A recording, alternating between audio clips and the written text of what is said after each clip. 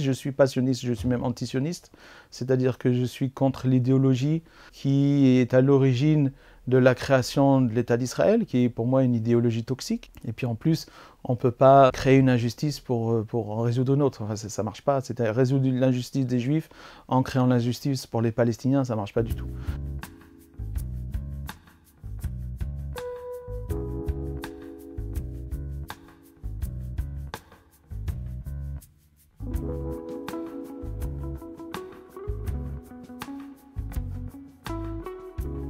Moi, ça me fait mal au cœur que les Israéliens transgressent les droits de l'homme et puis asservissent et massacrent une population. Tous les juifs du monde n'ont aucun lien spécifique avec le gouvernement israélien, mais c'est l'idéologie, c'est l'idée que le gouvernement israélien aime à redire, c'est qu'il représente les juifs, ce qui est faux, bien évidemment. De nos jours, l'islamophobie est difficile à vivre. Dès qu'on porte un foulard, on est stigmatisé. Dès qu'on porte des signes extérieurs de religion, on est stigmatisé. Les gens ne vont pas de face en disant voilà, j'aime pas les arabes, j'aime pas les musulmans. Non, on va enrober ça dans une pilule de laïcité frelatée. On va créer un nouveau concept de laïcité qui est une arme de destruction massive des musulmans en France.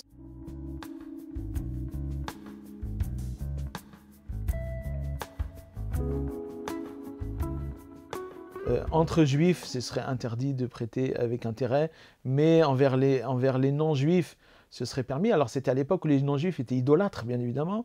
Donc si on peut leur soutirer de l'argent, qu'ils aient moins d'argent pour offrir à leur divinité, tant mieux. Je veux dire, c'était dans cet esprit-là. Mais de nos jours, où tous les peuples respectent les 7 lois de Noachid, on doit avoir un respect absolu. Voler un juif, ou voler un non-juif, ou prêter intérêt à un juif, ou prêter intérêt à un non-juif, de nos jours, c'est exactement pareil. C'est complètement interdit. Bonjour Gabriel Agaï. Bonjour, Shalom Aleichem wa rahmatullahi wa barakatuh, que la paix, la miséricorde et la bénédiction de notre Seigneur soient sur nous tous. Alors vous êtes rabbin orthodoxe, enseignant-chercheur, philologue, paléographe, codicologue, c'est bon, je l'ai bien prononcé? C'est bien. D'accord. Alors tout d'abord, j'aimerais connaître un peu votre cursus et votre parcours, vos 16 ans d'études et ainsi de suite.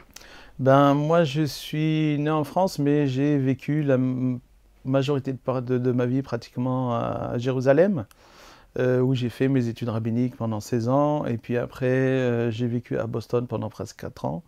Et je suis arrivé en France voilà, vers les années 2003-2005, à Vous êtes Paris. né en France? Voilà, je suis né en France, c'est pour ça que j'arrive à parler le français sans accent, mais c'est une illusion parce que souvent je cherche mes mots et je suis obligé de penser soit en hébreu, soit en anglais.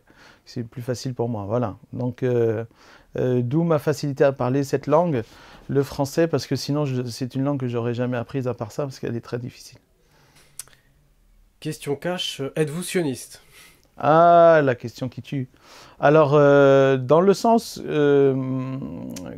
disons, politique du mot sioniste, je ne suis pas sioniste, je suis même anti-sioniste. C'est-à-dire que je suis contre l'idéologie qui est à l'origine de la création de l'État d'Israël, qui est pour moi une idéologie toxique, qui est une idéologie qui n'a rien à voir avec la religion, qui est une idéologie exogène ou halogène, c'est-à-dire étrangère aux principes de la Torah et du judaïsme. C'est tout simplement du nationalisme, nationalisme westphalien, européen, fin du 19e, et qui s'est ancré dans la population juive d'Europe qui souffrait à l'époque de persécution. Et ils se sont dit, tiens, pourquoi pas appliquer une terre, une langue, un État à la minorité juive d'Europe. C'est ce qu'ils ont fait, mais bon, personnellement, je ne trouve pas... D'abord, il n'y a pas de nationalisme dans la Torah, ça c'est la première chose. Et puis en plus, on ne peut pas créer une injustice pour en résoudre une autre. Enfin, ça ne marche pas. C'est-à-dire résoudre l'injustice des Juifs en créant l'injustice pour les Palestiniens, ça ne marche pas du tout. Donc personnellement, je n'ai pas du tout peur de l'étiquette antisioniste. Et comme tout bon Juif orthodoxe qui se respecte, on ne soutient pas l'État d'Israël et l'idéologie qui est à l'origine de sa création. Êtes-vous antisémite, monsieur le rabbin? Ça, ce serait la meilleure. Donc, comment un juif, juif de génération en génération, depuis des temps immémoriaux, peut être contre soi-même? J'aime ma Torah, j'aime mon peuple, ma famille, ma nation, ma religion. Je maîtrise l'hébreu, je maîtrise le corpus de notre littérature. Et donc, par bien des aspects, je suis plus juif, entre guillemets, c'est-à-dire plus ancré ou branché à notre tradition immémoriale que beaucoup d'Israéliens qui seraient certes israéliens de nationalité, mais au niveau de la culture juive, ils seraient limités qu'à cette frange moderne voilà, des 50 dernières années. Ils pourraient vous rétorquer que vous êtes un capot, un traître. Traître à quoi? Traître à leur cause, au judaïsme, au Ah, sionisme. je suis certainement un traître au sionisme, je ne vois pas en quoi, parce que j'ai jamais adhéré, donc ça c'est une chose, mais faut bien comprendre, on n'est pas des bisounours, c'est-à-dire que certes, on sait très bien que sous couvert d'antisémitisme, les gens se disent antisionistes, ça fait aucun doute. J'ai déjà été dans beaucoup de manifestations pour pro-palestiniennes, appelons-les comme ça, c'est-à-dire pour les droits et la liberté de nos sœurs et frères palestiniens. Et on entend des fois des remarques assez antisémites. Mais bon, c'est pas pour ça. C'est pas parce que certains ont des motivations antisémites pour être antisionistes que ça va m'empêcher moi d'être antisioniste, je me connais, ou que ça va m'empêcher de lutter pour les droits des Palestiniens, ça aussi, sachant que ça participe de notre humanité, le fait d'être un être humain. Et je rajouterais même plus, je fais ça aussi pour mes frères et sœurs israéliens, parce que moi, ça me fait mal au cœur que les Israéliens, moi aussi, je suis franco-israélien, j'ai la nationalité, transgressent les droits de l'homme et puis asservissent et massacrent une population. Alors, la Torah, elle est toujours pour la justice. Il y a un verset qui dit « Sadr sadr tirdof », un verset de la Torah qui dit « Tu poursuivras la justice ». Justice, tu poursuivras la justice. C'est redoublé. « Sadr sadr », yani la justice. Et donc, à ce moment-là, la justice, une justice véritable, elle est basée sur la paix. Enfin, où la paix véritable est basée sur la justice, et la justice est basée sur la paix. C'est-à-dire qu'on ne peut pas imaginer une justice qui serait à l'origine d'une guerre, ou une paix qui serait juste une absence de conflit, bien évidemment, et sans résoudre les injustices. Et il se trouve que résoudre l'injustice causée par les Israéliens aux Palestiniens, c'est pas en la retournant et en causant une injustice aux Israéliens, bien évidemment. Donc les Israéliens, c'est un petit peu comme en Afrique du Sud, si vous voulez, où il y avait les Blancs déjà, il y avait cette politique d'apartheid, et le problème c'était la politique d'apartheid, c'était pas les Blancs. Et le fait que, après, quand les Noirs ont eu accès à leurs droits, à ce moment-là, le problème s'est résolu. C'est la même chose en Israël-Palestine. On lutte pour rétablir la justice pour les Palestiniens, qu'ils aient des droits 100% comme les Israéliens. Et à ce moment-là, une fois que la justice est là, la paix viendra. Et puis les gens quand on voyage là-bas, on sait très bien qu'il y a une grande fraternité en fait entre les personnes, entre les Palestiniens et les Israéliens, et que les problèmes sont surtout politiques, malheureusement. J'aimerais connaître quels sont les courants qui s'opposent au sionisme dans le judaïsme, leur nom. Alors, en général, ceux qui s'opposent au sionisme dans le judaïsme, alors pour répondre, je vais juste, qu'est-ce que c'est le judaïsme? Le judaïsme, c'est pas une nation, c'est une religion, mais c'est la religion d'une famille. D'abord, avant tout, c'est une famille. Nous sommes la famille des descendants de Jacob. Israël, qu'on appelle Israël, c'est le second nom de Jacob. Yaakov, yani, celui qui était le fils d'Ishaq et qui était lui-même le fils d'Abraham. Paix sur eux, tout ça, ce sont nos patriarches.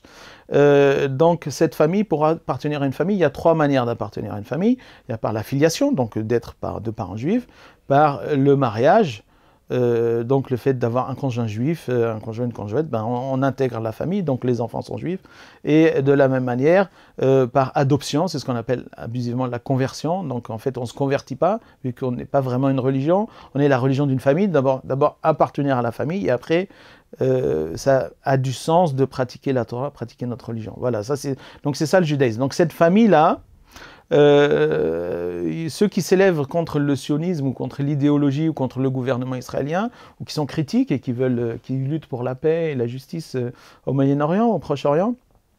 Alors vous avez du côté religieux, vous avez les juifs orthodoxes, donc ce qu'on appelle les juifs rabbiniques orthodoxes, qui représentent 20 à 30% des juifs de par le monde, à peu près. Hein. Vous avez aussi les juifs humanistes, qui ne sont pas forcément religieux, mais beaucoup de juifs au nom de l'humanisme, au nom de la fraternité entre les peuples, s'élève pour les droits de tous les peuples, entre autres pour les droits des Palestiniens. Donc ça vous avez ces branches-là. Les humanistes sont très, très présents aux États-Unis.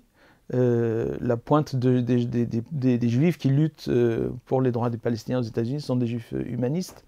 Et puis vous avez après vous avez des Juifs qui sont un petit peu pas rabbiniques. Vous savez, il y a d'autres branches de la famille, qui respectent la Torah, si vous voulez, qu'on peut appeler abusivement juifs.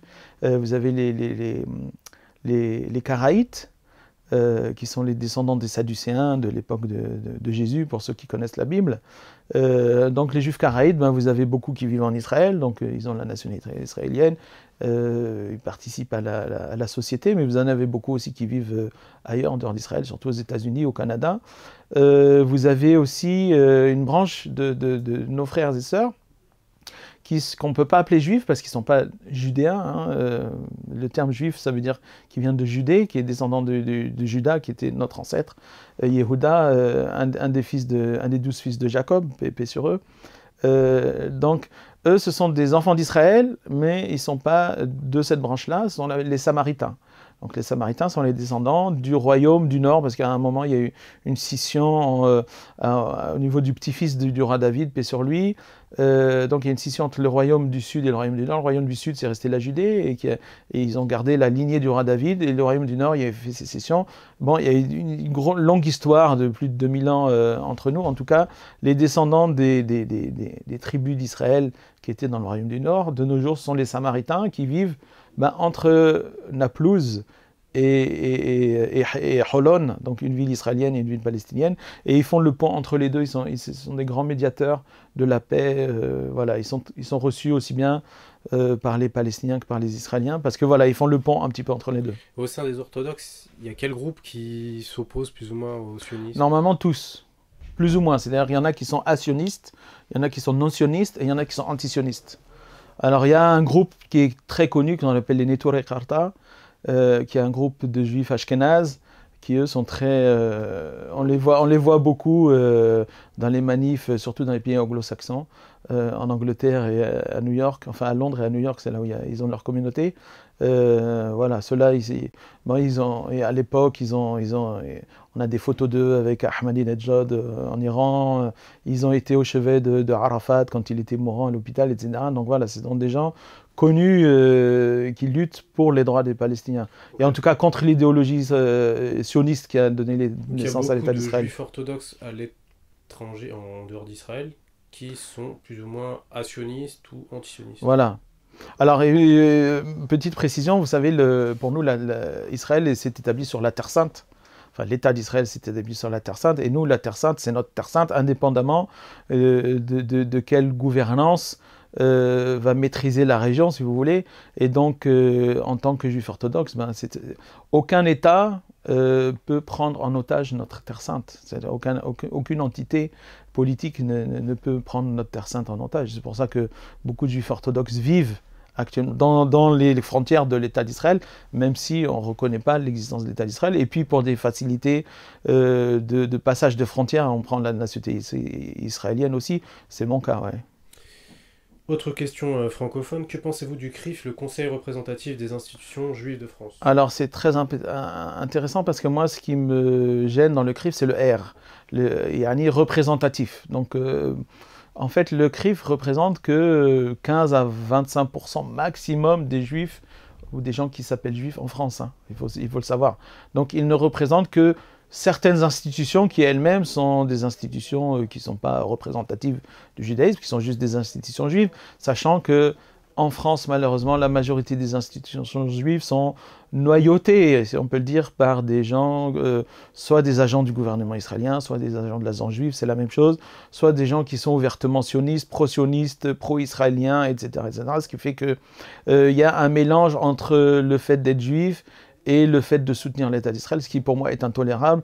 Un président du consistoire ne devrait pas du tout dire, voilà, je suis sioniste, blabla. Je veux dire, c'est indépendant. Le fait d'être israélite en France, d'être juif en France, ça n'a rien à voir avec l'État d'Israël. C'est un petit peu comme si on était musulman, on devrait soutenir, par exemple, le gouvernement algérien. Qu'est-ce que ça a à voir? C'est pas parce que les Algériens, ou le gouvernement algérien, c'est des musulmans, que tous les musulmans ont un lien avec le gouvernement algérien. C'est pareil, tous les juifs du monde n'ont aucun lien spécifique avec le gouvernement israélien.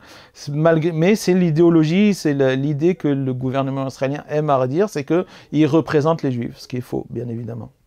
Autre question cash, êtes-vous amazir? Ah, est-ce que je suis amazir? Alors, il y a eu beaucoup de juifs amazirs et mazirènes en Afrique du Nord, au Maghreb, et des communautés très anciennes.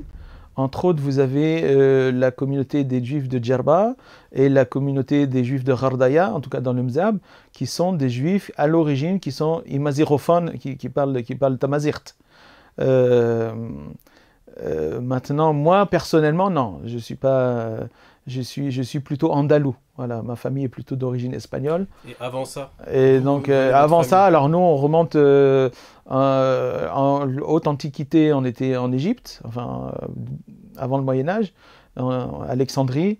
Et après, on était en Terre Sainte. Voilà, ma famille, elle vient d'un endroit de Terre Sainte que personne ne connaît. On ne sait pas, parce que comme beaucoup ont été exilés, il y a des noms qui ont été perdus. Donc, voilà, on vient d'un endroit qui s'appelle la vallée du Yartef. Donc si un jour quelqu'un peut... si un jour un archéologue découvre un tesson de poterie dans lequel est marqué Yartef, on saura que mon ancêtre il vient de là. Récemment, vous avez signé la tribune contre l'islamophobie suite à l'attentat de Nouvelle-Zélande.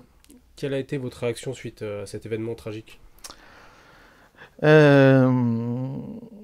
faut savoir que déjà je dénonce l'islamophobie en France depuis longtemps. C'est-à-dire que en tant que juif, notre communauté, nous, on a beaucoup souffert de l'antijudaïsme, ou de la judéophobie, ou de l'antisémitisme en Europe, en tant que minorité.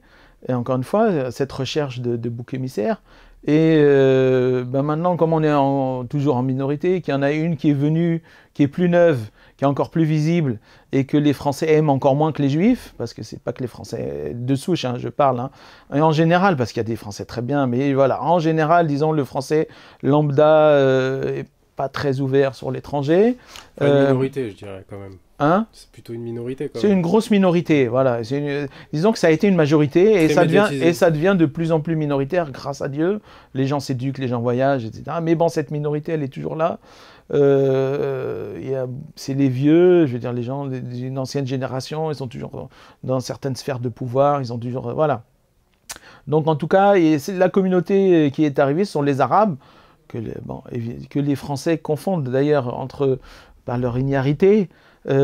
Musulmans, arabes, pour eux c'est pareil. C'est-à-dire qu'ils ont du mal à imaginer qu'un arabe ne soit pas musulman, ce qui est le cas des juifs maghrébins, ce sont des arabes de religion juive.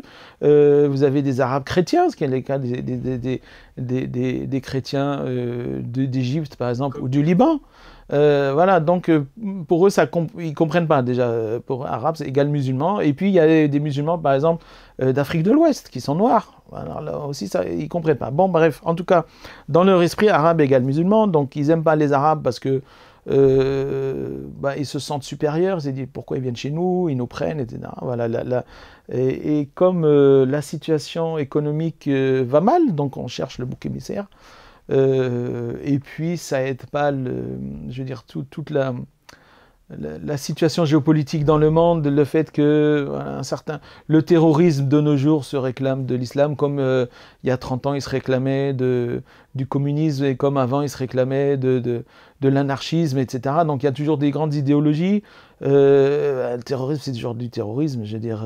On l'a vu, hein, cet attentat d'un suprémaciste. Exactement. Donc là, maintenant, c'était du racisme pur et simple, c'était le suprémacisme blanc.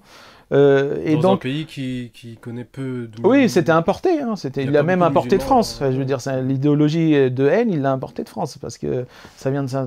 En tout cas, moi, je dénonce l'islamophobie de France. Je veux dire, c'est assez difficile à vivre de la part de nos sœurs et frères musulmans. Parce que nous, on l'a vécu dans les années 30, on l'a vécu avant la Seconde Guerre mondiale, pendant une bonne partie du 19e siècle, avec l'affaire Dreyfus. Je veux dire, l'antisémitisme était difficile à vivre, et de nos jours, l'islamophobie est difficile à vivre.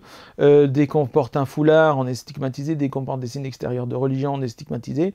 Et encore une fois, je veux dire, les gens ne vont pas de face en disant voilà, j'aime pas les Arabes, j'aime pas les musulmans. Non, on va noyer ça, enrober ça dans une pilule de laïcité frelatée, sachant que la laïcité, c'est pas ça du tout. Mais bon, voilà, on va instrumentaliser, on va créer un nouveau concept de laïcité qui est une arme de défense et une arme de destruction massive des musulmans en France, en tout cas de visibilité, etc.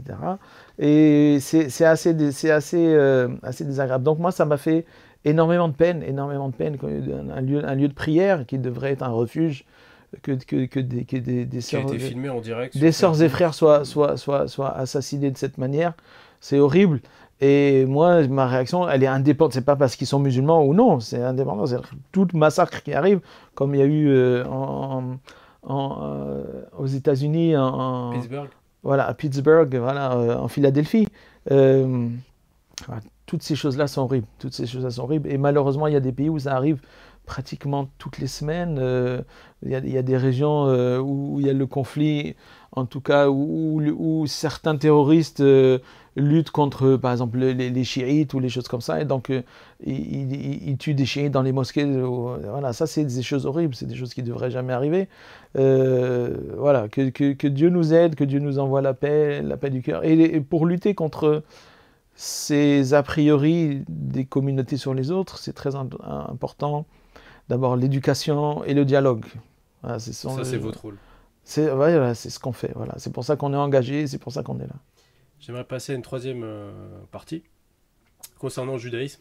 Il y a beaucoup de fantasmes sur le judaïsme, il y a beaucoup de méconnaissances, que ce soit des chrétiens, des musulmans, des juifs eux-mêmes. J'aimerais vous poser des questions un peu cash, pêle-mêle, sur des questions polémiques. Y a-t-il des textes qui incitent à l'inceste dans le Talmud ? Non, Dieu préserve. Mais l'inceste fait partie de... Alors il faut savoir qu'il y a trois interdits, il y a trois péchés on préfère mourir que de les commettre. C'est-à-dire si quelqu'un nous oblige, par exemple quelqu'un nous dit mange du porc ou je te tue, ben on va manger du porc parce que la vie est plus importante que juste une transgression comme ça. Par contre, il y a trois interdits, on préfère la mort que ça. Le premier, c'est l'interdit de Avodah Zara, c'est idolâtrie, au shirk. Si quelqu'un nous dit adore quelqu'un d'autre que Dieu, non, tu dis tu me tues, moi je n'adorerai personne d'autre que Dieu. La deuxième chose, c'est le meurtre. Si quelqu'un nous dit je te sauve simplement si tu tues l'autre, non, tue-moi. Ma vie, elle est pas. Il y a que Dieu qui connaît la valeur des vies. Ma vie n'est pas meilleure qu'une autre vie humaine. Donc, visiblement, Israël n'a pas donc on préfère. Mais Israël n'a rien à voir avec la Torah, hein, c'est pour ça. Hein, donc c'est pour ça qu'on est contre. Et la troisième chose, c'est toutes les relations sexuelles illicites, yani adultère, inceste, etc. Si quelqu'un dit, voilà, fais l'adultère avec une femme mariée ou bien avec ta mère, ta sœur, etc. Ou sinon je te tue, tue-moi. Voilà, je préfère. Il y a souvent sur Internet, on voit des textes qui disent qu'il y a de la pédophilie aussi dans le Talmud, ces choses-là. Est-ce que vous pouvez expliquer, clarifier ? Alors c'est, je veux dire, autre temps, autre mœurs. C'est-à-dire que c'est difficile de juger avec les critères moraux de l'époque les choses anciennes. La première chose, par exemple, c'est l'esclavage. L'esclavage, il est légiféré parce que l'esclavage existait au moment où la Torah a été donnée, même au moment où le Coran a été donné. Mais ça ne veut pas dire que Dieu est favorable à l'esclavage. C'est juste que au niveau où la révélation a été faite, il y avait un besoin de légiférer. Et si on peut s'en débarrasser, tant mieux. Nous, on va plus loin encore de la Torah. À l'époque de la Torah, il y avait les sacrifices animaux. Donc Dieu a légiféré les sacrifices animaux. Mais si on peut s'en débarrasser pour servir Dieu dans son temple, tant mieux. Je veux dire, on n'est pas obligé de tuer des animaux pour ça. La prière suffit, la prière, la concentration. Le but, c'est d'avoir Dieu dans son cœur n'importe quel moment du jour et de la nuit. Donc, à l'époque, ça passait par le sacrifice animal. Plus tard, ça a passé par d'autres choses. Alors, donc, à l'époque, c'est vrai qu'on considérait les gens plus aptes au mariage à des âges plus tendres que maintenant. C'est des choses qui ont disparu, mais ça arrive même, c'est un reproche qu'on fait aussi à certains personnages du Coran, dont Mohammed, mais sur lui aussi, on lui a reproché aussi sa pédophilie. Donc vous voyez, ce reproche-là, personne n'est à l'abri, parce que justement, les critères moraux de l'époque ne sont pas les nôtres, et on ne peut pas juger à l'aune des critères moraux de notre époque ce qui se passait il y a 2000 ans, et encore plus il y a 4000 ans. Autre question cash sur le judaïsme, est-ce que le peuple juif est le peuple élu et que signifie cette expression? Alors, très bonne question. D'abord, j'aime pas trop le nom élu. Élection en français moderne, ça veut dire quelqu'un a voté, personne n'a voté pour nous et personne ne votera pour nous. Donc, alors, élu en ancien français, c'est-à-dire choisi, ça veut dire choisi sous-entendu par Dieu. Alors, le problème de dire peuple élu, ça sous-entend qu'il n'y a que lui qui est élu et pas les autres. Or, c'est une incompréhension totale de la chose. Alors, d'où ça vient? Ça vient de la Torah, tout simplement, parce que Dieu nous a choisis pour nous donner la Torah. Donc, dans la Torah, elle s'auto-référence, hein, bien évidemment, on est appelé le peuple choisi. Yani choisi pour la Torah. Mais ça ne veut pas dire... Ça veut pas dire... C'est quoi? Nifhar, bihira, ça veut dire Bahour, yani, c'est être choisi.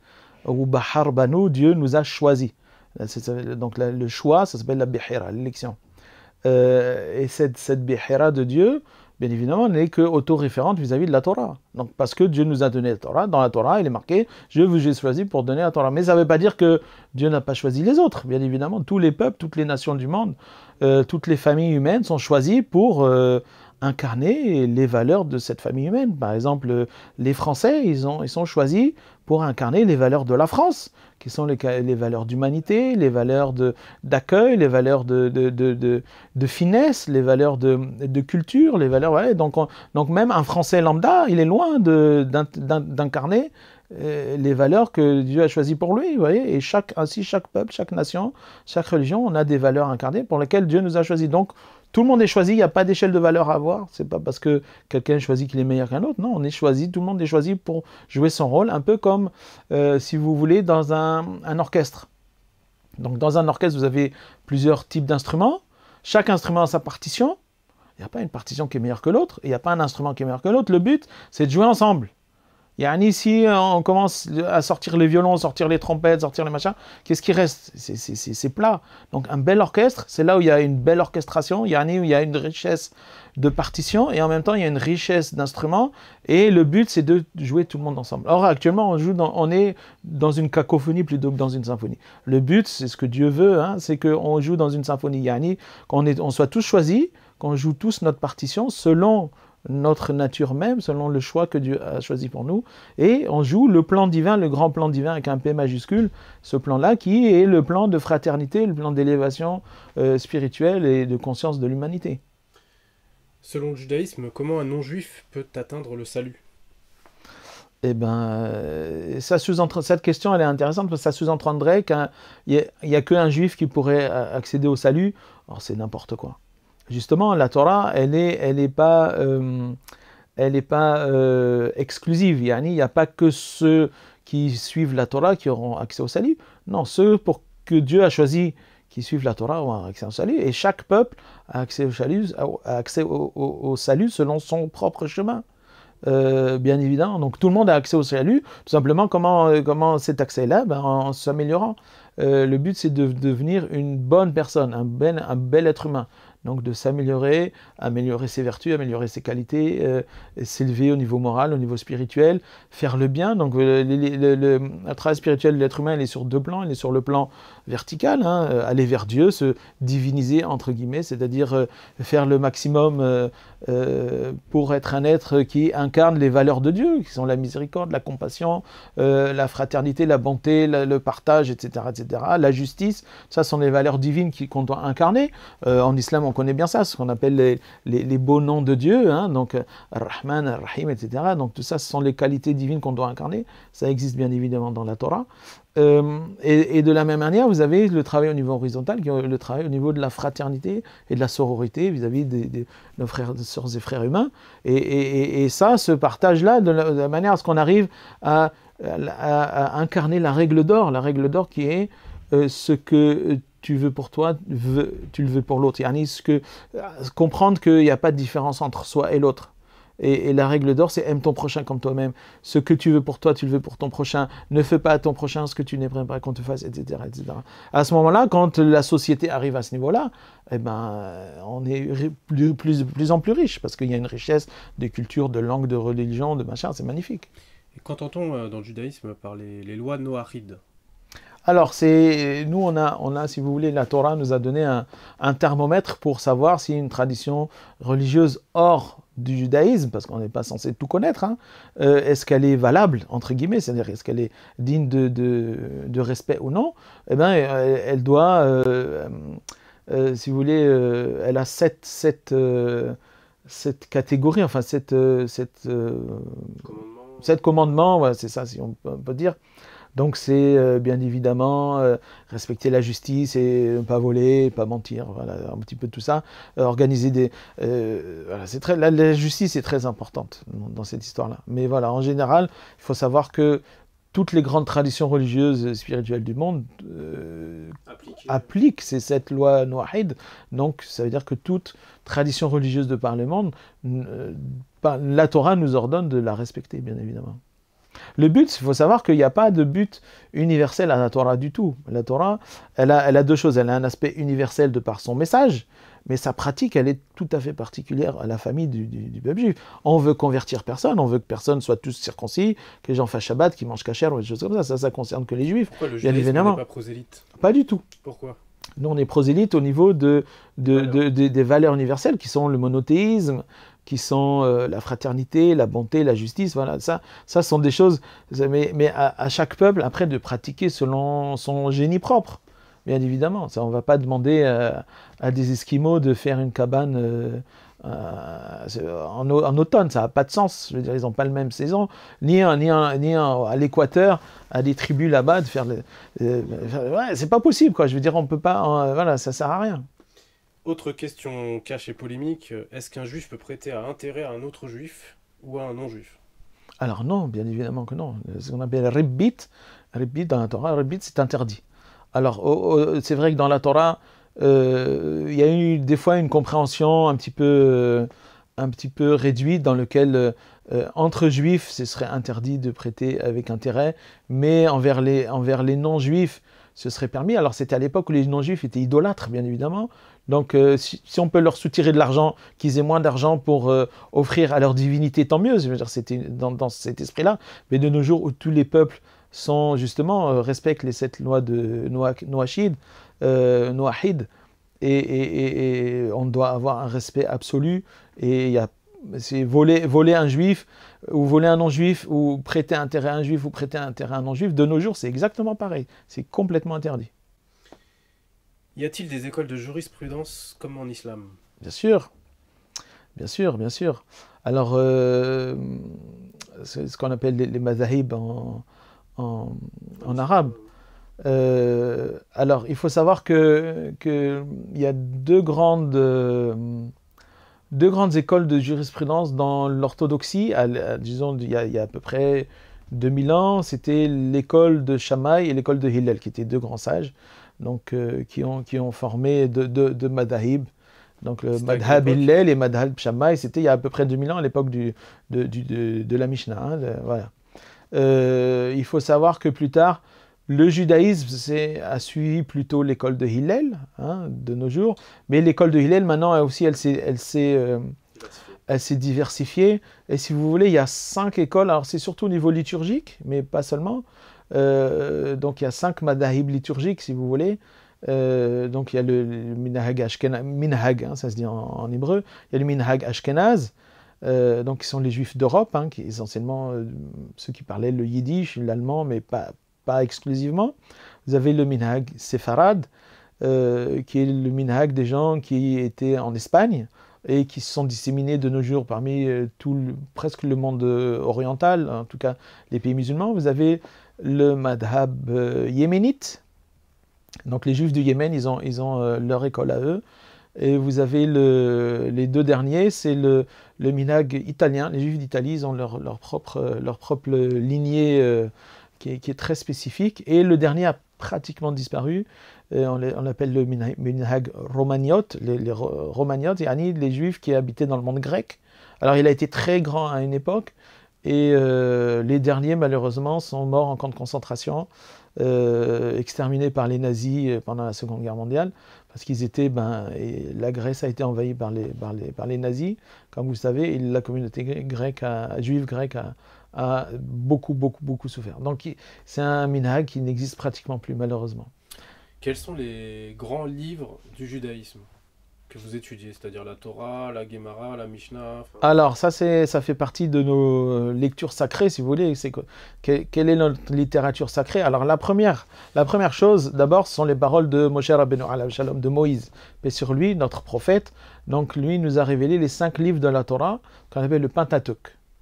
Maintenant, la Torah, en plus généralement, ça représente la Bible juive, donc on rajoute à ça ce qu'on appelle les Ketuvim, les écrits, et les Nevim et les Ketuvim. Donc les Nevim sont les livres écrits par des prophètes, en tant que tels, comme Josué, Jérémie, Ézéchiel, etc., etc. Et vous avez après les Ketuvim, donc qui sont des livres écrits par des gens inspirés prophétiquement, comme les psaumes de David, la sagesse de Salomon, etc., etc. Donc tout ça, ça forme ce qu'on appelle la Bible juive. L'acronyme c'est Tanakh, Torah, Nevim, Ketuvim. Ça c'est ce qu'on appelle l'écriture, ce qui est écrit. Maintenant Torah, vous avez c'est juste le Pentateuque. Alors Torah, justement, Torah, ça veut dire, contrairement à ce que les Grecs ont traduit par nomos, qui veut dire loi, pas du tout. Hein. Torah, ça veut dire guidance. Ça veut dire guidance, enseignement. Donc l'enseignement, Torah a plusieurs noms. Il a le nom le plus général, ça veut dire din, ça veut dire religion, tout simplement. Donc la religion juive, elle s'appelle Torah. Et le sens le plus restreint, c'est Torah Moshe. Yani les 5 livres de la Bible qui ont été enseignés par Moïse. Et entre tout, vous avez aussi, chaque niveau s'appelle Torah, mais à des niveaux différents. Donc il faut toujours savoir à quel niveau on se situe quand on parle, mais il y a un petit peu une polysémie au mot Torah. En tout cas, au niveau le plus restrictif du sens de Torah, c'est les 5 livres de Moïse. Tout le reste, ce serait un commentaire sur ces livres. Tout le reste n'ajoute rien. Tout a été dit dans la Torah de Moshe. Après, les prophètes, quand ils sont venus, pour rajouter des prophéties, c'est pas pour rajouter, c'est parce qu'à l'époque, les gens ne se comportaient pas bien, donc les prophètes ils venaient là pour rappeler les enseignements de Moïse, mettre l'accent sur ça, parce que ça avait été oublié, etc. etc. Si je résume l'ensemble, c'est le Tanakh. Ce qu'on appelle le Tanakh. Et après, sur ce Tanakh, bien évidemment, il y a une étude, parce que même le prophète lui-même, quand il a une révélation qu'il écrit, il explique ce qu'il a marqué. Donc cette explication, elle était transmise par cœur, linéairement, c'est-à-dire que c'était écrit sous forme de rouleau, donc le maître s'assied avec les disciples, et puis il enseignait, ils apprenaient par cœur, et puis il enseignait aussi l'enseignement par cœur. Ce qu'on appelle Torah Sheba Alpe. Torah Alpe, yani oral, sur la bouche. Et cette Torah orale, normalement c'était interdit de l'écrire. Elle doit être transmise de manière orale.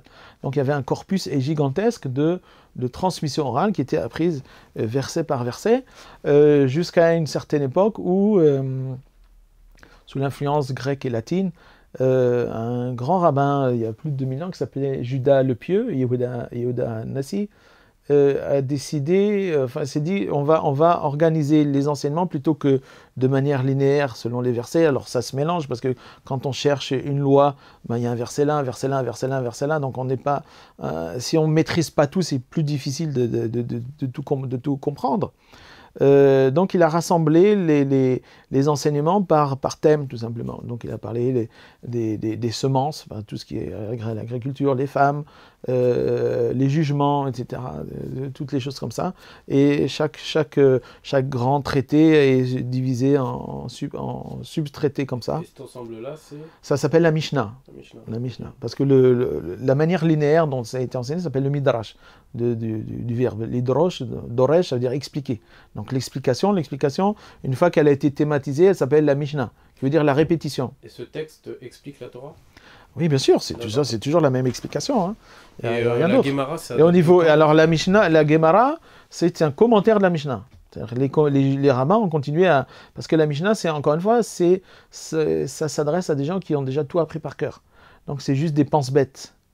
Il y a tout un processus derrière. Mais ce processus derrière, il a été formalisé dans la Gemara. Donc la Gemara, il y a deux grands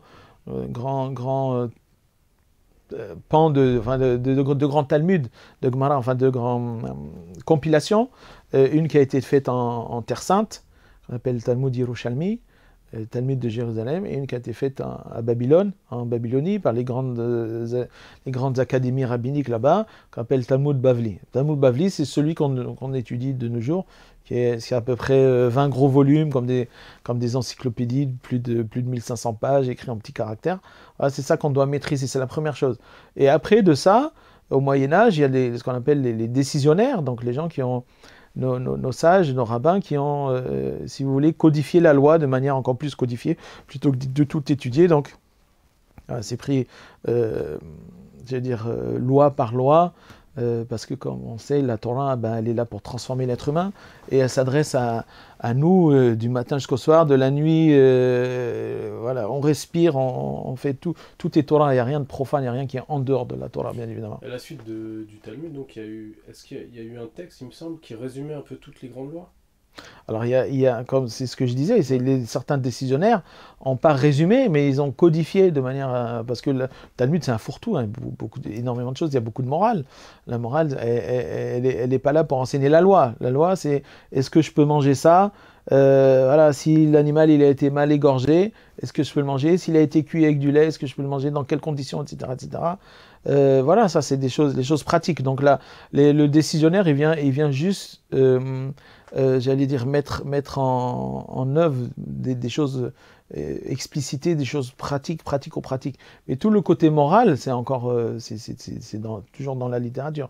Donc le décisionnaire, vous pensez peut-être à Maïmonide dans son ouvrage. Un des ouvrages de Maïmonide, qui est un ouvrage de loi, son code des lois de Maïmonide, qui a beaucoup influencé le judaïsme depuis le Moyen-Âge, parce qu'il était très clair, il reprenait toutes les lois du Talmud de manière magistrale. Et puis il y en a eu d'autres après, il y a eu le Shulchan Aruch de Rabbi Yosef Karo, la table dressée, d'un grand rabbin aussi qui était d'Espagne et qui a fini sa vie à Constantinople. 1500, à cheval sur le XVIe siècle. Shulchan Aruch, la table dressée. Donc là, Shulchan Aruch, c'est la base de la halakha, yani la loi juive, la loi pratique, religieuse des juifs de nos jours. Les règles du kasher semblent compliquées. Quelles en sont les grandes lignes? Kasher, c'est un peu comme halal pour ceux qui connaissent. C'est-à-dire que en fait, c'est pas si compliqué que ça. Je m'explique. Tout ce qui est végétal est kasher, par définition. Donc les légumes, les pommes, les machins, les fruits, tout ça, on n'a pas de problème. Tout ce qui vient de la mer, alors il n'est kasher que les poissons. On ne peut pas manger tout le reste, les coquillages, les crevettes, les machins, tout ce qui est crustacés, coquillages, tout ça, on ne peut pas manger. Ah, c'est ça, on peut manger que les poissons, et pas tous les poissons. Il faut que ce soit des poissons qui aient des écailles, on appelle les poissons osseux. Il y a ni tous les poissons cartilagineux, on ne peut pas les manger non plus. C'est-à-dire la raie, le requin, la lotte, tout ça, c'est pas kasher. Pour quelle raison? C'est marqué dans la Torah. On appelle ça senapir wa qasqaset. Yani des nageoires et des écailles. Donc tout le reste, alors pourquoi ça, c'est une question de morale. C'est pour quelle raison Dieu nous donne c'est comme un tuteur pour faire pousser une plante. On a besoin de structure. Donc cette structure-là, elle est arbitraire. Pour nous, elle n'est pas arbitraire, mais elle n'est pas. Je veux dire, pour les autres, on ne va pas demander aux non-juifs de ne pas manger de lotte ou de raie ou pas manger de crevettes. Je veux dire, ce serait dommage. Les pauvres, c'est tellement bon les crevettes, hein. Donc voilà, voilà, la mer, c'est très simple. Et après, vous avez les oiseaux. Alors, donc les oiseaux, en général, tous les oiseaux sont cachers, sauf une liste d'une 20-25 espèces qui est répétée 2 fois dans la Torah. Donc, en général, ce sont les oiseaux de proie, les rapaces, les oiseaux carnivores, tout ce qui est les oiseaux marins, les mouettes, les oiseaux pêcheurs, tout ça, c'est pas kasher. Et les chauves-souris, qui ne sont pas des oiseaux, mais bon, c'est mentionné en tant qu'oiseau, vu que c'est un volatile, voilà, ça, c'est pas kasher. Après, tout le reste, en général, tout ce qui est les gallinacés, tout ce qui est la famille des canards, les choses comme ça, tout ça, les palmidés, tout ça, c'est kasher. C'est ce qu'on mange. Et puis, bien évidemment, les pigeons, les tourterelles, tout ça, c'est ce que les gens ont l'habitude, ce qu'on appelle les oiseaux de basse-cour, quoi, plus, voilà. Ça, on a l'habitude. Donc ça, c'est kasher. Alors, sachant que pour les animaux comme pour les oiseaux, il faut égorger pour que l'animal soit... Il faut le vider de son sang, ce qui n'est pas le cas des poissons. Maintenant, au niveau des animaux... Vous récitez des prières pendant... Oui, bien sûr, mais je reviendrai sur ça. Et maintenant, pour finir, donc, les animaux ne sont cachers que les animaux qui ruminent et qui ont les sabots fendus. Donc il y a des animaux qui ruminent, qui n'ont pas les sabots fendus, qui sont nommés dans la Torah comme non cachers, comme par exemple le chameau. Le chameau est un ruminant, mais il n'a pas de sabots. Et vous avez des animaux qui ont le sabot fendu, mais qui ruminent pas, comme le porc. Donc ça aussi, c'est pas cacher. Donc nous, on mange que les animaux ruminants à sabots fendus, donc c'est tous les bovins, les ovins, bien évidemment. Et puis vous avez tous les cervidés, les antilopidés, etc. Donc ça fait beaucoup d'animaux qu'on peut manger en fait. Si un musulman égorge un bœuf, est-ce que vous bœuf, pouvez le manger? Alors ça dépend. S'il le fait bien et si on est content, alors peut-être. Parce que nous, on a des lois très strictes au niveau du couteau, au niveau d'égorger, tout ça, qui sont un petit peu plus strictes que le halal. Les prières musulmanes en tant que telles, est-ce que ça... Non, c'est pas au niveau de la prière, c'est l'acte. C'est l'acte. Nous, c'est pas la prière, c'est l'acte. Alors, bien évidemment, avant d'égorger, on récite une bénédiction. On rend grâce à Dieu et qui nous a sanctifié par ses commandements, qui nous a demandé d'égorger les bêtes et de ne pas manger le sang, bien évidemment. Donc ça, on récite. Ça correspond à la basmala pour l'islam. Alors pour finir la kashrut, donc ce qui fait que au niveau de la viande, c'est difficile si c'est un non-juif qui égorge, parce qu'il ne connaît pas nos lois, bien évidemment. C'est une question de connaissance. Hein. Encore une fois, il n'y a pas de magie dedans. Hein. Ce n'est pas parce que c'est un juif ou un non-juif que ça change. Au niveau de la connaissance, de la pratique. Donc, on ne peut pas mélanger non plus les aliments carnés et les aliments lactés. Pourquoi? Parce qu'il est écrit 3 fois répété dans la Torah, « Lo tevashel gedi b'halevimo » yani, tu ne cuisineras pas le petit agneau dans le lait de sa mère. Voilà, ça c'est parce qu'il y a une cruauté dans ça. Donc on évite de mélanger les deux. Ça c'est la petite spécificité de la kashrut. Ce qui est précédemment, ça peut exister. Moi, je sais que, par exemple, chez les chiites, beaucoup ne mangent pas les fruits de mer. Enfin, ça ressemble beaucoup ça ressemble beaucoup à ce que on retrouve dans la Torah. Mais mélanger le lait et la viande, c'est vraiment spécifiquement juif. Et la dernière chose pour finir, il y a le vin. Au niveau du vin, donc l'alcool est permis pour les juifs dans la Torah. Mais le vin, il a une spécificité, on ne peut pas boire n'importe quel vin. Pourquoi? Parce que le vin, c'était quand les gens pratiquaient l'idolâtrie, c'était le liquide par excellence qu'ils aimaient offrir comme libation aux idoles. Et donc, nous, pour boire le vin, il fallait absolument que ça n'ait touché aucune idolâtrie. Donc, depuis cette époque, on a du vin spécifiquement juif et on a gardé l'habitude, même si de nos jours, selon la majorité des décisionnaires, le vin du commerce, c'est un vin qui serait cachère. Voilà. Donc, voilà. Mais il y a des gens, encore des juifs très stricts, qui préfèrent avoir un tampon sur le vin, même si, encore une fois, depuis les décisionnaires médiévaux, le vin de commerce, c'est pas un vin d'idolâtrie du tout. Donc, on n'a pas de problème. Le port du foulard est-il une obligation pour les femmes mariées? Alors, c'est ce qu'on appelle une coutume juive, une tradition. Donc, nous, la tradition, elle a une force de loi, parce que c'est la manière dont nos ancêtres se comportaient. Est-ce qu'on pourrait dire que c'est sunna? C'est sunna, voilà, exactement. Ça correspond exactement à sunna. Et donc, nous, une femme, normalement, une femme ne devrait pas sortir déjà dans la rue en cheveux, indépendamment de mariée ou non. Maintenant, si elle est mariée, c'est sûr qu'elle ne doit plus. Et de toute manière, au moment de la prière, une femme doit se couvrir les cheveux comme un homme, hein. Un homme comme une femme. Ça, c'est indépendant de la chose. C'est par respect pour Dieu. Donc ça, c'est une coutume de chez nous. Quand on prie, on se couvre la tête. Point. Qu'on soit marié ou ça n'a rien à voir avec être marié ou pas être marié. Donc si on peut comparer avec l'islam, le voile musulman serait plus obligatoire que le voile dans le judaïsme? Je sais pas. Je sais pas. En tout cas, c'est pas porté de la même manière, parce que nous, c'est surtout couvrir les cheveux, c'est pas tant le cou, les choses comme ça. Donc, on voit, il y a des petites. Mais au Maghreb, beaucoup de musulmanes portaient le foulard exactement comme les juifs et réciproquement. Donc, je veux dire, ça culturellement, on se retrouve. Et puis même en Orient, les femmes juives sortaient avec un grand foulard, genre, je sais pas.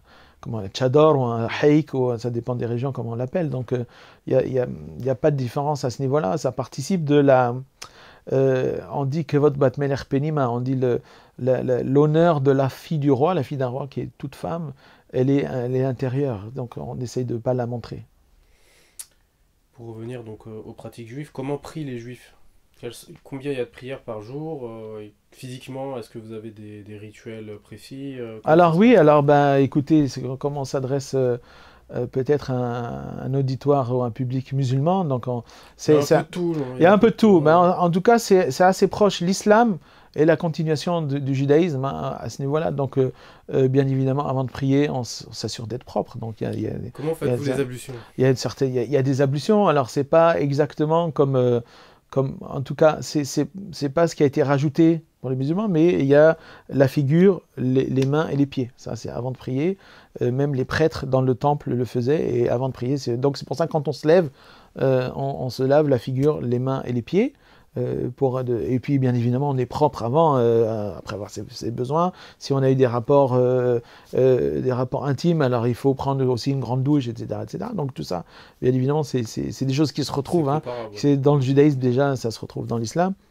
Sachant qu'il y a des petites différences, par exemple si on a les pieds dans les chaussures, pieds propres, on considère que le lavage du matin il tient pour toute la journée, donc on n'a pas besoin de se déchausser pour se relaver à chaque fois vu que c'est propre, ça va pas bouger. Il y a des écoles musulmanes qui l'acceptent aussi. Voilà, il y a des et puis j'ai vu la différence avec les musulmans, beaucoup ils font jusqu'au coude, sachant qu'on m'a dit, mais ça c'est pas l'obligation, c'est quelque chose de rajouté, mais en fait l'obligation c'est que les mains. Bon, en tout cas on se retrouve, nous c'est les mains, surtout les mains, donc avant la prière, en tout cas surtout c'est les séfarades, lavage des mains, la figure, etc. si elle est sale.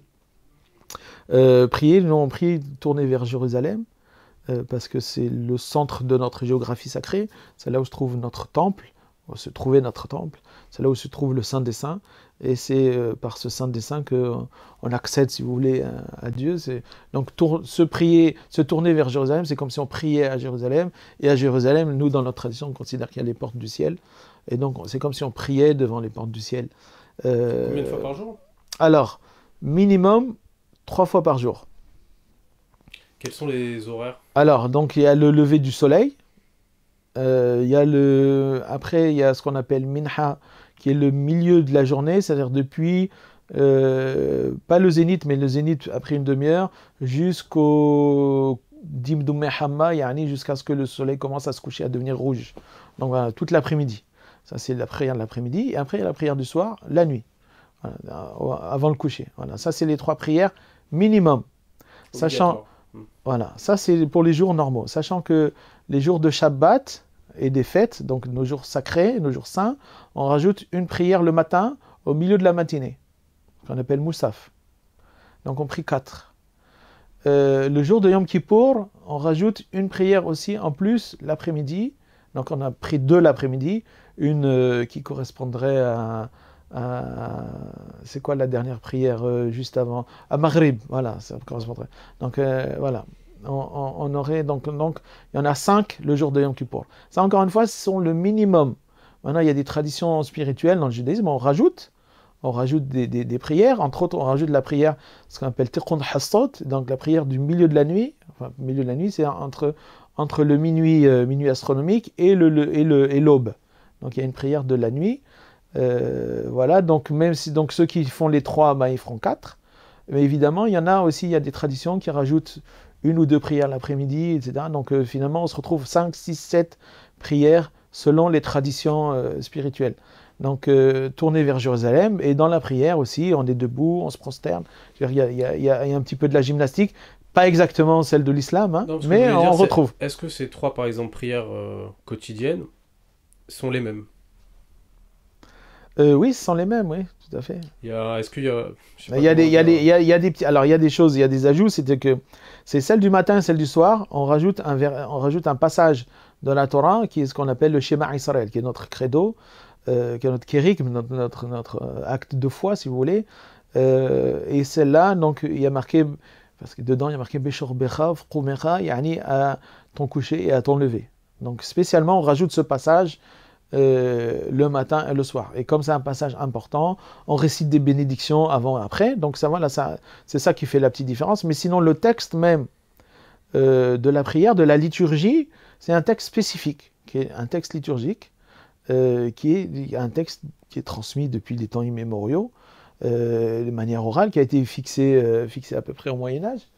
Par exemple, la prière du matin, vous faites vos ablutions. Ouais. Est-ce que vous priez en groupe? Alors voilà, alors la prière, il faut savoir qu'il y a une grâce, une bénédiction spéciale à prier en groupe. Un certain nombre de personnes qui, quand on prie en groupe, le Coran c'est 10, ce qu'on appelle minyan en hébreu, du verbe monnaie, limnot, qui veut dire compter. Donc dès qu'il y a un minyan, dès qu'il y a un comptage, un quorum de 10 personnes, à ce moment-là, dans la prière, on considère qu'au lieu d'être des personnes isolées qui prient ensemble, on devient un groupe de prière.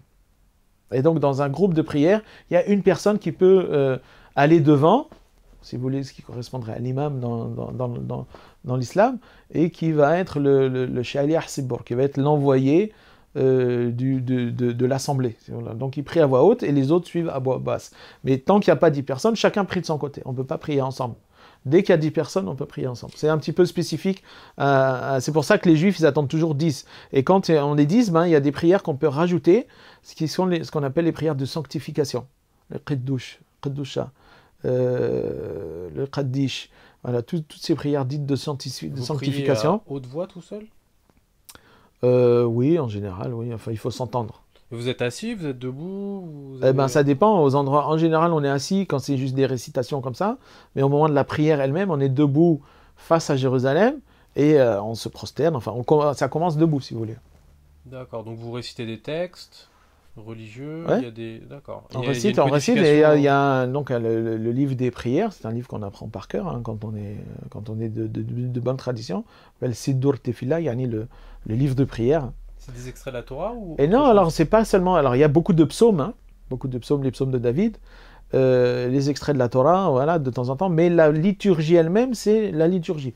C'est pas de la Torah, c'est pas de la Mishnah, c'est la langue liturgique, c'est la tradition. Comme ça, nos prophètes, nos saints ont prié comme ça, et ça s'est transmis de nos jours. Et c'est vraiment une très belle langue, un très bel hébreu.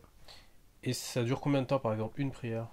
Alors la prière elle-même, c'est-à-dire en elle-même, qu'on appelle la Hamida. La Hamida, le fait d'être debout, commencer debout face à Jérusalem, devant Dieu. À ce moment-là, on chuchote, on ne prie pas à haute voix. Sauf si c'est un envoyé, si on prie en plusieurs, l'envoyé, lui, le Shaliah Sabbour, lui, va prier à haute voix parce que les autres prient avec lui. Mais sinon, chacun prie. Une fois qu'on est dans la Hamida, on prie en chuchote parce qu'on considère que Dieu, il est proche. Donc il n'y a pas besoin de crier pour... Bien évidemment. Donc la Hamida elle-même, si on la prononce tout doucement, en essayant de faire attention au sens des mots, etc., c'est entre à peu près une dizaine de minutes. Voilà. Et après les ablutions, vous devez mettre les téphilines ou... Alors là, vous parlez des téphilines, les phylactères, donc les... Ouais. Alors ça, normalement, les téphilines, on le porte toute la journée. Mais pourquoi les gens ne portent pas toute la journée? Parce qu'il faut être en état de sacralité, c'est-à-dire qu'il faut penser que à Dieu. Et donc, en général, on peut porter les téphilines que les gens qui sont d'abord très, très branchés Dieu, c'est-à-dire qui ne sont pas dans le profane. Et donc, à minima, j'allais dire, pour au moins les porter une fois dans la journée, on les porte pendant la prière du matin. Et puis après, on est exempt de les porter. Et puis ceux qui veulent peuvent les porter toute la journée. Si vous allez dans les lieux d'études où on étudie la Torah, il y a des gens qui portent les téphilines toute la journée. On en parlait tout à l'heure, mais comment se transmet le savoir dans le judaïsme? Y a-t-il des diplômes? Alors, il faut savoir que le judaïsme n'est pas une religion... j'allais dire centrée ou centrale, ou dans laquelle il y a un pouvoir central qui commanderait aux autres. Elle n'est pas pyramidale, c'est pas du tout comme le catholicisme ou les choses comme ça. Et donc chaque rabbin, chaque sage, chaque érudit qui a atteint le niveau d'érudition, d'abord il obtient des reconnaissances de ses pairs avant. Donc il a ce qu'on appelle heter ora, des permissions d'enseignement, hein, comme la ijaza, exactement. Et puis, tout se fait par consensus. Et puis, si c'est quelqu'un de très grand et reconnu par tous, ben, il aura beaucoup d'élèves qui viendront vers lui. Et voilà, c'est comme ça que ça marche. Hein. Et donc, chaque maître établit une maison d'études. Puis, en général, elle est pérenne que par rapport à ce maître. Des fois, s'il a des disciples qui sont à la hauteur, ouais, ça peut se transmettre comme ça. Donc, la Torah s'est transmise comme ça, de manière très organique. Très qui s'auto-organise, si vous voulez, de maître à disciple. Voilà, de maître à disciple. Et alors, il faut savoir, avant que l'Europe vienne et essaye de mettre son grain de sel dedans, au niveau voilà, de la différence, c'était la maison de prière devenait une maison d'études en dehors des prières. C'est-à-dire le rabbin reste là-bas, à la synagogue, il reste à la synagogue, ça devient, donc de Beth Knesset, ça devient Beth Midrash, de maison de prière, ça devient une maison d'études, et les étudiants arrivent, et ils étudient autant d'années que possible jusqu'à ce qu'ils apprennent ce qu'ils veulent. Par exemple, il y en a qui veulent être juste des gens qui égorgent, des sacrificateurs voilà, pour la viande. Ils vont apprendre juste ces lois spécifiques avec ce rabbin.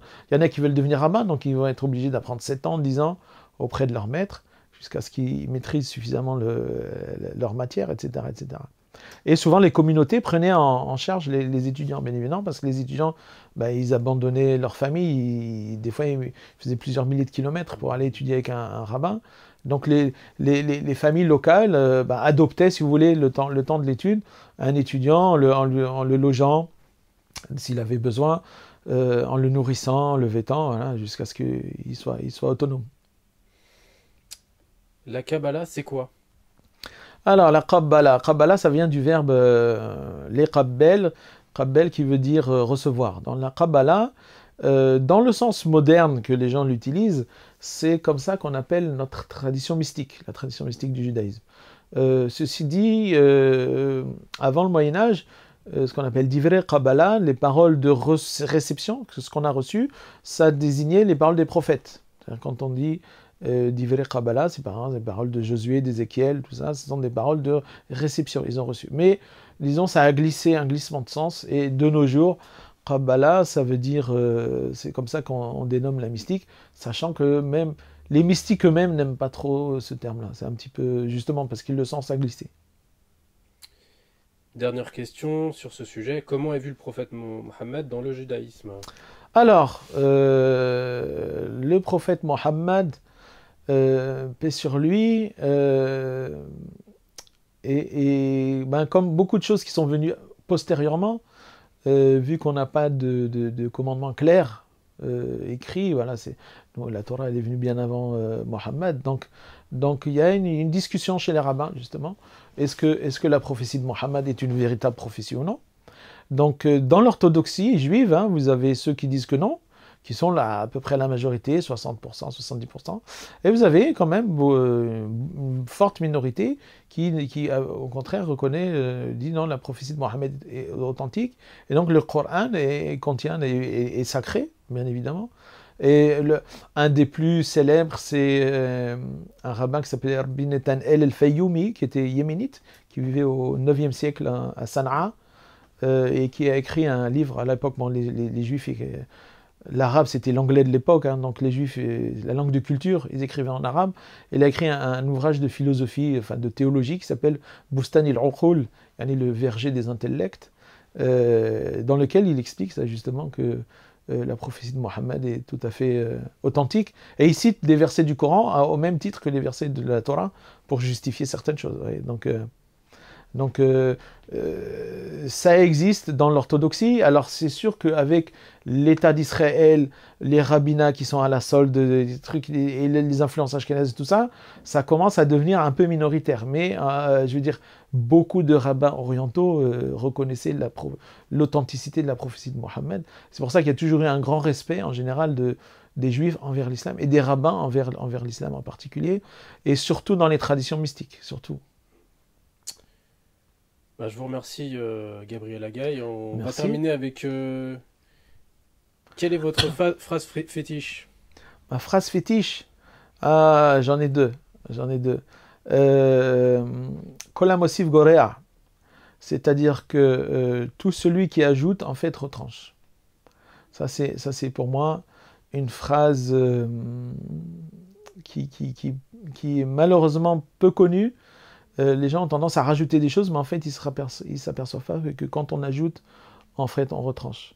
Et ça, c'est quelque chose. Ce serait ma phrase fétiche. Mais bon, mon mot fétiche, c'est Ehad. Il y a un. Parce qu'il n'y a que le un. On va terminer sur cette interview unique. Et puis, à très bientôt sur la Tribune des Pirates. Je vous remercie. Merci bien. Pour cet merci. éclaircissement. Merci, que Dieu vous bénisse. Merci à tous.